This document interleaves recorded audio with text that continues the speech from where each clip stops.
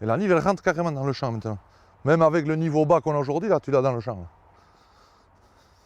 Laurent Hayette n'en revient toujours pas. Agriculteur à la ressort, il a constaté qu'un gros morceau de son terrain à Alsou avait été emporté par la Nive.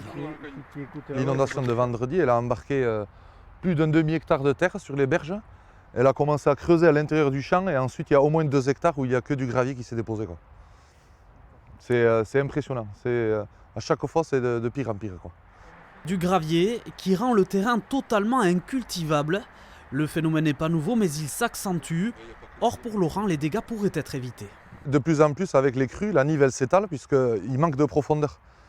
Et nos anciens ils disaient toujours que la Nive elle était curée régulièrement pour enlever le gravier. Et aujourd'hui, comme le gravier n'est pas enlevé, il manque de profondeur et la Nive elle s'étale.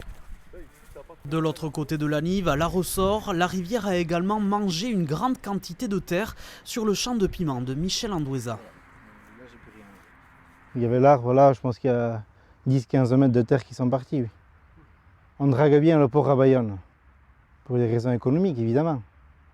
Bon, je ne vais rien dire, c'est normal. Pourquoi nous, les agriculteurs, on ne peut pas se faire entendre? Aujourd'hui, différentes lois empêchent toute intervention dans les rivières.